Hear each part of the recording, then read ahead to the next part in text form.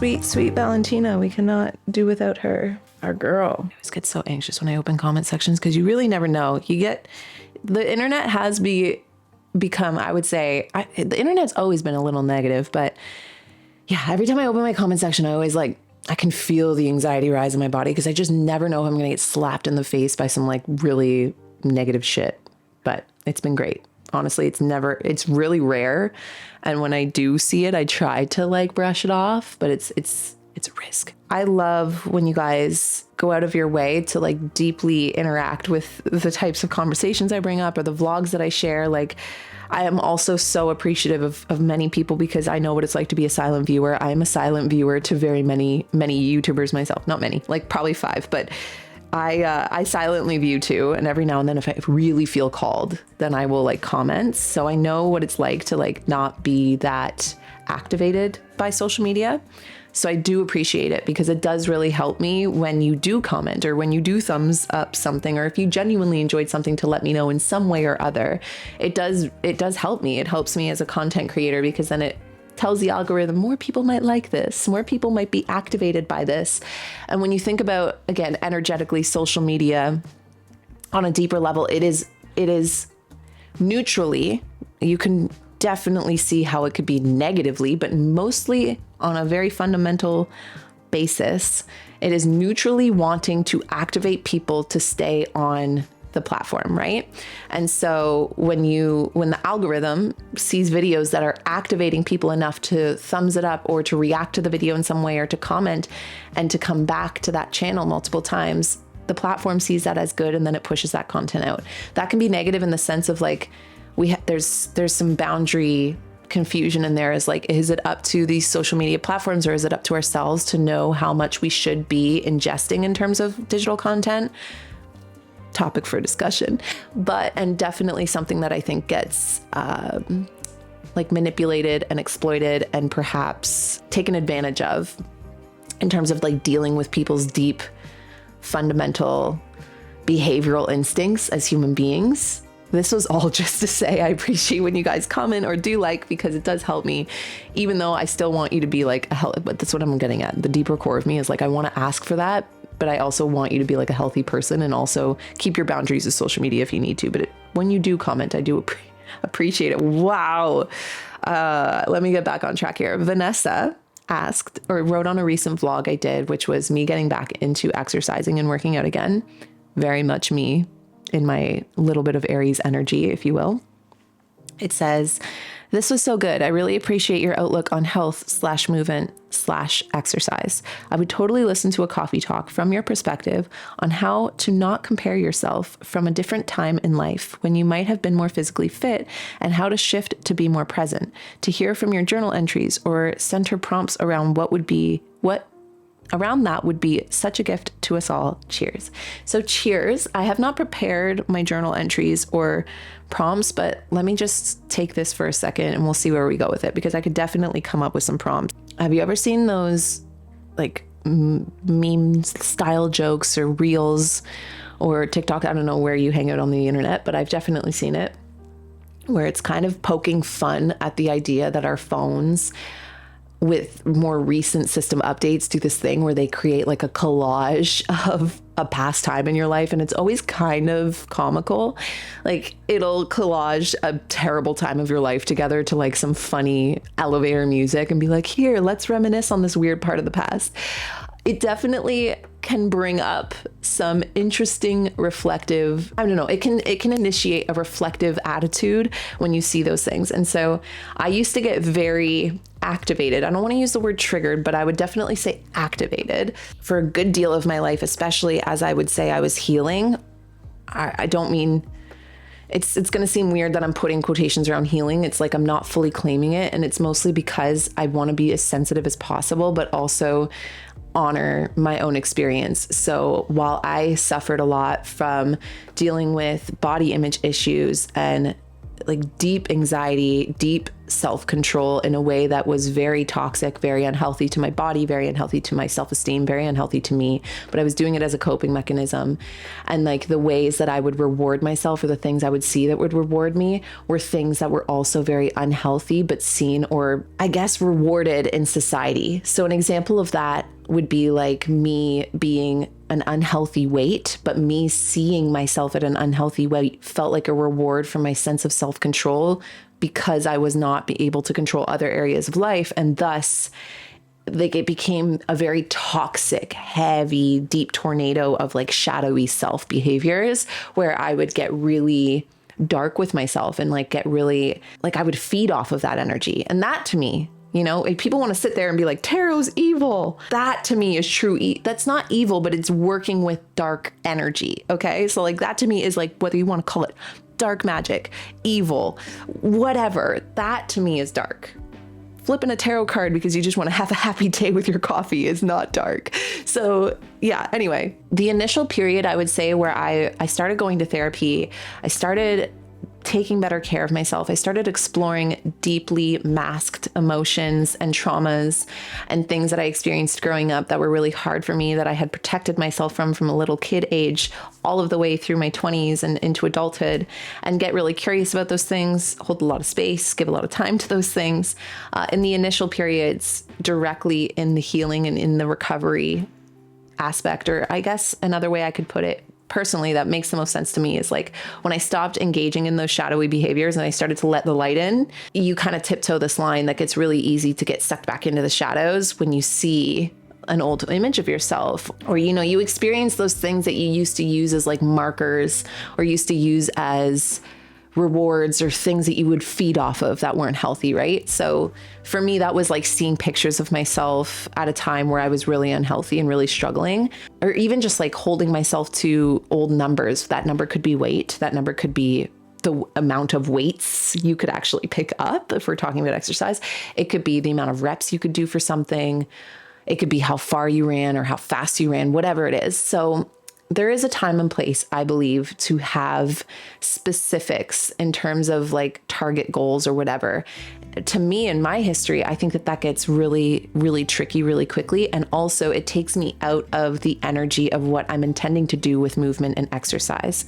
So this will only work or make sense, what I'm about to say, if you relate to that. Because I think that, you know, if you are a professional athlete training to try and make it into the Olympics, you need to have target goals. You need to beat your best time and to beat other people's best times to get there. That's not me. That's not where I'm at in life. I genuinely want to, one, be at ease in my body as much as I possibly can. Like, bring that energy of ease into my body as much as possible, because it makes me a better person. It makes me a better parent.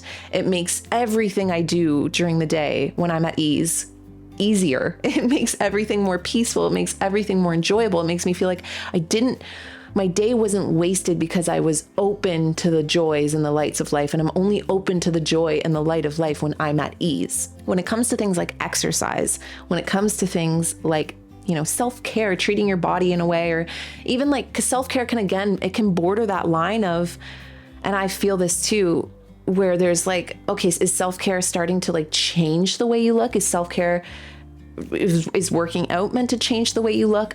I don't want to do it for those reasons, because when I do things for the sake of changing myself to better myself, that is the slippery slope for me down into the shadowy self. For me, if I exercise from a place of wanting to be at ease, because when I'm exercising to change my body, I'm not at ease. I feel completely uneasy about my body. I'm pushing it really hard because I want to change it so I can feel at ease. You know, do you know that feeling? Or you're chasing this sense of ease. I'll be okay with myself when I look like this. I'll be okay with myself when I get back to that.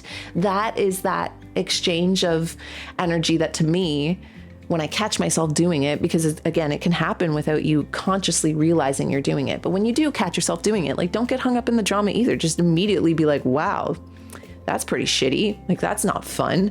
I'd rather feel at ease with my body. So then I can come back to reality.